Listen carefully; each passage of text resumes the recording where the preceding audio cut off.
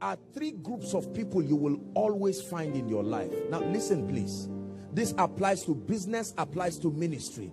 Number one, those who love you and passionately believe in you, regardless of results. They are ready to die with you. Ruth and Naomi, your God will be my God. Your people will be my people. Give them the option to leave you. They will come back again. They are called bond servants. It's as though they are in slavery, but it's love that has constrained them, not force. These are the men that came to David in the cave of Adullam. There was no hope. David was a frustrated failure in the cave of Adullam. But they left the pleasure of the palace and came. They covenanted with themselves that David, we will make you king. All kinds of people. Pastor, anyone that is not in the cave of Adullam should not be in the palace with any man of God. If you cannot endure the embarrassment of the cave, you do not deserve to be featured in the palace. Longevity in church should not be the basis for leadership. It is the covenant of conviction backed up by a determination to submit to the man and the grace.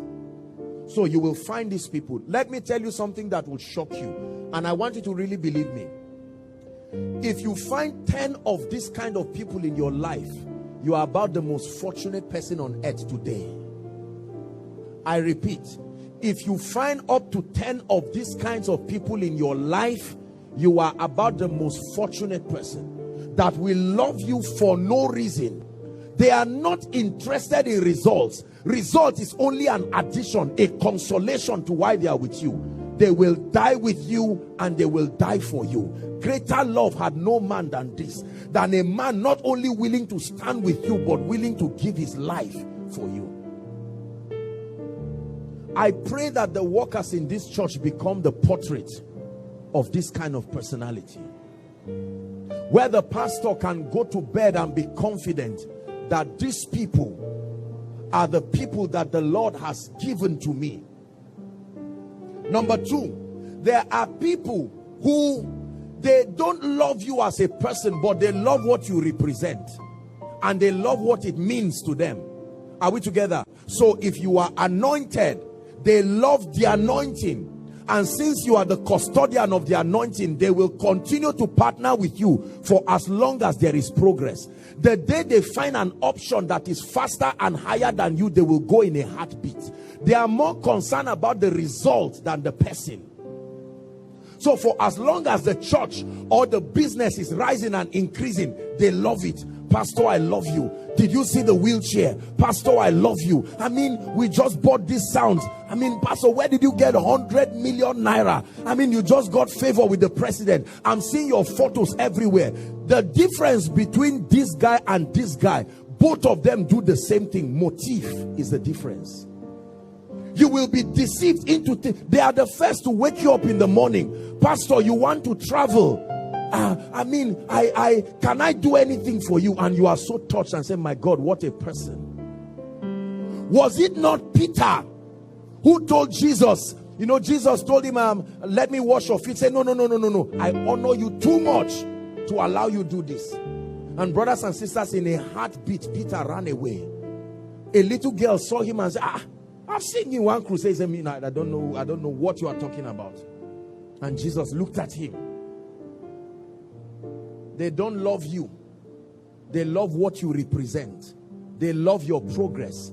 A majority of the people you find in church are here. There's nothing wrong with partnering with a man, and then, I mean, there is a dimension of leadership that is motivated by results. But brothers and sisters, listen, let me tell you the truth. In the days that we live, your love and your commitment must be beyond result for you to be fruitful. So you find these kinds of people. The third are people who don't like you. They don't even believe in what you stand. But when you are fighting an enemy that is also their enemy, they will partner temporarily to join you. Are you seeing that now? The scribes and the Pharisees had always been enemies. Are we together? They had arguments about the resurrection. They hated themselves. But at this point in time, they discovered that Jesus came. He was a bigger enemy. And so they came together as a team. Do you know, once upon a time, Barabbas was a capon. He was a destroyer. I remember there was a day they convicted that guy. But with respect to Jesus, Barabbas, please go free. Because there is a big... When we kill Jesus, we'll revisit your case. But for now, you are free. Are we together? They hate you. They will talk bad about you in the office. But just because something is about to happen and they are retrenching all workers, all, including you and them, you now form a team, a union, and advocate the interest. When, well, not much of religious crisis happens here, but down north where I am, when there is a religious crisis, no one will ask whether you are from this church or this. A Christian is team 1. A non-Christian is team 2. When the crisis douses are now asked, what did you even say you were before? You see, so you are going to find these kinds of people. Let me tell you this. All the three are important in your life. This one makes you wise. This one keeps you on your goal. This one helps you know those who are worth committing your life. You cannot, if all you have are these kinds of people, you will be consoled, but you will never produce results. Because chances are that you become weak, knowing that whether or not you produce results, they are here for you. It will be unfair to just keep them loyal and not produce results. So you need these kinds of people. They will make you know. They will pressure you to produce that result. And the presence of these ones will make you wise. It's better to live with a wise enemy than a foolish friend. A friend loves you the way you are. An enemy challenges you. You must be smarter. He expands your horizon and your thinking. This, listen, in a great house, there are all kinds of vessels. In a great house, in house of David, there are these people. In Koinonia, there are these people. Everywhere, every business. It is up to the man of God to sustain discernment, so that when you want to appoint people in a department that is has to be result oriented, you know that it takes more than loyalty. You need somebody who is passionate about results. Are we together now? Yes. There are three groups of people you will